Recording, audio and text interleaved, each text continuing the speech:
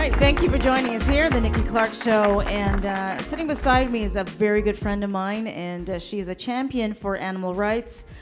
She's a veterinarian doctor and also the founder of Vet Innovation. Please welcome Isabella Verzberger to the show. Thank you very much. Oh, it's you're an welcome honor to be here. Oh, it's great. Always great having you. And second time around. Second time. Awesome. Right. And you have your babies here. Yes. Awesome. No, she's like, no, you totally embarrassed me. Sorry about that. But I'm glad that you're here. And there have been a lot of stories about the ecology, the system of the environment and damage that's happening to our planet and the abuse that's happening to animals. So we'll get to that once we talk a little bit about your background as leading up to animal science. Yeah, so I'm a veterinarian, I'm a surgeon, I was a surgeon, and I decided after working in clinics and hospitals, I decided to go a little bit scientific, just because I wanted to learn a little bit what is beyond everything and why do I have these side effects for animals. So decided to do my PhD in immunology and went to work for pharma so I could figure out what are the products that they're making. And I found they're not good. So a lot of side effects and not good products to have. So being in this environment, speaking for the animals, and also being a mom and coming from, unfortunately, bad relationship, and becoming a single mom, so decided to build my own company 2 years ago, Vet Innovation. So in this company, I'm actually developing products for animals. So it's pharmaceutical as well, but also nutraceutical and diagnostic devices, but they're coming from the humans. So I'm going to human pharma companies and human nutraceutical companies and redeveloping it for the animals. Okay. So in this situation, I actually have less animal experimentation. And that was my whole goal, is to bring something that is not in the market, to bring something that I know for a fact that will help animals, and I know that it will save lives, and without the animal experimentation. Okay. So there are fewer companies now because of, one, the legislative pressure to not use animals for testing, and also just people are just more aware of the abuse that's going on. So just out of compassion for animals, there's few incidents of abuse. But the ecology is being affected now by there's hunting that still goes on, right? Yeah. The hunting, the pollution. I don't know, it's for debate. I don't really believe in global warming. I don't. Scientifically, it's impossible. But however, pollution is a big thing. Yes. Hunting is a big thing. So when we kill the circle of life, we kill ourselves. We kill the nature and we kill ourselves. And I just want to share something. As a researcher, I'm also a reviewer for papers. And there is a paper that's coming out from several universities, Cambridge University, some of the London universities. And there is something that was reported. I cannot say actually everything because it's still on the go. But it's something that, so last month they reported that honeybees in trucks migrate in various regions of the country to pollinate an estimated 40 billion worth of the nation's agriculture produce. So that means that every third bite of food that we eat is actually a result of a bee pollinating. So, and what is happening now because of pollution and because of us hunting animals and us destroying the environment? The bees are disappearing. And that's just an example of how the ecology system is actually dying. It's a fragile balance. It's a fragile balance, yeah. So I believe that we have to be more aware of our environment, more aware of animals, for caring, for compassion. So, like I said, like you mentioned, the hunting seasons, right? So they have hunting seasons, and unfortunate, but it's very difficult to fight against it. But what is happening is actually that people are hunting beyond these seasons as well. Okay. So we have animals that are disappearing and extinct. Like we have rhinos that are not there anymore, subspecies of rhinos. We have subspecies of wolves that are not there, Wow. subspecies of bees that are not there anymore, that were there only 10, 15 years ago. That's very scary. That's very scary. And you say foxes as well? Yeah, They're- and foxes as well, yeah, and that's very scary. Mm-hmm. So I don't want my grandkids not to see tigers and wolves, and my kids that love animals so much, but, you know, I don't want them not to see that, you know, I want them to experience that. But like I mentioned, the cycle of life, we kill, we will suffer, so Yeah, when you kill, you can't replace. you cannot replace, Yeah. that's right. You also you have a forum too on social media for people who have pets, you know, extensions of their family, and some unique issues that come up with their pets. So, what are some of the things that you're hearing from, say, pet families? Yeah. What's going on, and the help that they're reaching out to you to get? So more than 60%, I would say even 70% of dogs, cats, allergies. Allergies. Allergies Wow. of unknown source, like they called atopy. And it can be from food, it can be from the environment, and it's very difficult to diagnose. It's actually impossible to diagnose immunologically why those allergies are. A lot of times it's because of mass production of animals, reproducing of animals, breeding of animals. A lot of times it's because of vaccinations and over-vaccinations that people are not aware. And actually, those allergies are pretty grave to see. Aesthetically also, the skin is red, a lot of scabs, a lot of bleeding. So owners don't like it. Not only they want their animal healthy, but also want beautiful animal, right? It doesn't have to be a breed, but just a nice fur and nice skin. And unfortunately, those animals are suffering, and it's very difficult to fix and to cure. It's actually impossible. So it's a reoccurring issue all the time. Okay. And just something that I always thought about, like neutering a pet, is that humane, or is that? That's actually very humane. Okay. I would always suggest to neuter and spay your animals, just because for them, they are not living in the wild, so for breeding. And if you don't, because they are domesticated, and as domesticated, there are several issues of cancer. Wow. And short lifespan because of that. But also, a lot of dogs, a lot of cats, they're still animals. They have the animal instinct, and a lot of them are running away from home. Stray cats. I don't like to see stray dogs and stray cats on the street just because, you know, we didn't neuter or didn't spay them. So in Europe, for example, when I was working in Europe, we had several days a week that we all veterinarians were going out, and we were spaying and castrating animals that are stray. Okay. So Just to help the environment and just to to help help with them. the population of the Yes. stray animals. Yeah, Okay. because you see stray animal, how many of them are abused? How many of them are killed? So it's horrible to see. So, you know, it's for them, actually. So Okay. I am for that, for sure. Okay. Yeah. So how can people connect with you about Vet Innovation? So I have a website, vetinnovation.ca, and Facebook. Facebook is a great place. A lot of people that have babies, fur babies, are connected with me through Facebook, and I always love to help.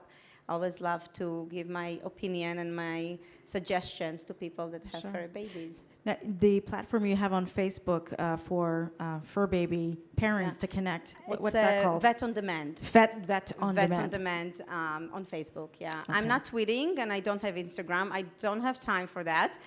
I barely have time for Facebook, but I am there. You're there. Yes, but I am there. Just because with activities and the kids, the hockey, the dancing, the figure skating. And the hip hop dancing? And the hip hop dancing. I'm a taxi driver and a trainer. So Facebook is enough for me, yeah.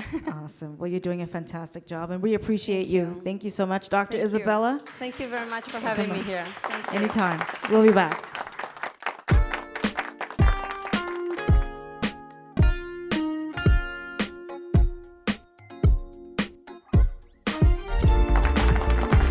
thank you. We're back here at the Nikki Clarke Show at the Paintbox Bistro, and sitting beside me is a beautiful woman who is doing great things in the business world. She is a real estate professional and also a serial entrepreneur. Please welcome Lana Plat to the show. Thank you. Welcome, Lana. Thank you, Nikki. It looks beautiful here. Reminds me a lot of Miami. Oh, thank you. Were you there recently? Yeah, I was just there 2 weeks ago. 2 weeks ago. Okay, Yes. so it's fresh in the memory. Yes, absolutely. Awesome. Florida is amazing. Isn't it? It's Yes. beautiful. And now we have a little bit of Florida weather today. Thank God. Finally Thank have. God, it's finally happening, yeah. Yeah, so was it a family vacation? It was in January, but then I come there often for business. I sell Florida, actually, Miami as well. So that is professional more than recreational for me. Okay. Well, one day maybe I just retire there. Yeah. I think Yeah. about going south a lot for permanent residence. So it's Absolutely. kind of a workation for you then. Yes. Yeah. Yes. So tell me about how you got into real estate. Well, it took me a little bit of time to realize that real estate is my passion, as well as that it can be financially rewarding. Yes. I started renting my own place when I was 16. What? 16? Yes. I happened to live as a student and on a working visa in Europe. Without my parents, I rented the place, and it was difficult to pay. Honestly, I never thought how difficult it is to pay a rent when you're 16 and you're struggling. So I had to work 3 jobs, and I had to pay my rent. And I always thought that my lender has a time of his life because they were getting all this money from me and other Your people landlord, as well. right? Yeah. Yes. So I thought it'd be really cool to be a landlord, but I thought it was very much out of reach for anyone at that moment. I thought so. And then after some time, I came to Canada, and 19-year-old, I got married, and we were again struggling to pay rent. Here in Canada? Yes, because I was a student and I was working, only able to work part-time. And my husband was working, but we seemed to have a car and other things we want to do, so to pay rent was very, very difficult. Yes. And sometimes we were late on rent, and we had to pay penalty. Mm-hmm. But we always made that payment, and we always made some extra money towards a down payment on our own place. And luckily for us, I got very entrepreneurial, and at the age of 20, I put down a deposit with my husband, $5,000 at the time, on our own place that was to be built 3 years from then. And by then, I should have been finished my education, and I should have got a permanent job. Okay. Well, That's a lot of discipline for a 20-year-old. Yes. And so that's exactly what happened. At the age of 23, we moved into our own place, and we rented a basement. So I became a landlord. Look at that, full circle. And I was lucky to get a good job. I finished with honors in IT industry at the time. And I was very lucky to get a good job, and I had some bonuses. So a year went by, and I told my husband, I think we should buy another place. And back then it was really, really easy because you could buy places with 100% mortgages, and there was hardly any qualification for the mortgages. Like there is now. Yeah, it's not like it is now. And the price point was quite affordable. Our first place, we have paid $220,000, and that was a bit pricey. It was a luxury townhome, but it was outskirts of a city, and nobody ever wanted to live there. Right. And all our friends and even family mocked us that we moved to the moon. But it was up and coming area, and that's what we could afford at the time. Right now, I think those townhomes go for over $1 million. Wow. Yeah, so I wish we kept it. But what I suggested my husband is to buy maybe another place as well with the bonus that I was getting. Since we were already comfortable to make the payments, with 2 of us working full-time and both of us having good jobs at the time and having that rental income from the basement, we were doing fine. A lot of discipline, we didn't spend a lot of money here and there. And I think that real estate along the way, property ownership, helped us create wealth. Because first we focused on getting property, and I think it was the smartest choice because Many of our friends, same age, they only realized that they need to do that 10, 15 years later, and it was so much harder for them. As the price went up, as their expenses went up, they had children, it wasn't that easy to get in. More expenses. More as you get older. expenses, yes. And less discipline because they got these luxury cars and the habits, you know, which we didn't have. We were very simple couple. Yeah, but it's paid off. For a while, yes, Yeah. but it paid off. And then many of the friends of ours started asking us how we did that, if I can come along and maybe help them out select the place, how does it work? We would share our team of professionals, our lawyer, our mortgage agent, our insurance. And so we became property owners, as well as investors, and we started helping people. And as the time came along, I got my real estate license, and I went after it full force, yes. And I started helping other people. Okay. And that was very exciting for me. I think many of my clients over the 10 years that I'm in the business now have made very wise choices along the way, and they are very comfortable now, and I think I contributed. So that is how I got in. So you've contributed to a legacy of freedom for people because Yes. financial freedom equates to freedom for Absolutely. For many. Yeah. Sometimes it's financial freedom, and sometimes it's just a quality of life that people want to have. And they need help with it because there is a lot of fear. What will happen to me if I lose a job? And I usually explain to people that what will happen, you will rent your place and go back to renting something cheaper. You never lose if you have Life goes on. property. Life goes on. And then by the time you figure things out, you can always return into your home. Okay. In fact, there were times when we overinvested. We bought too much property, and the cash flow wasn't coming in.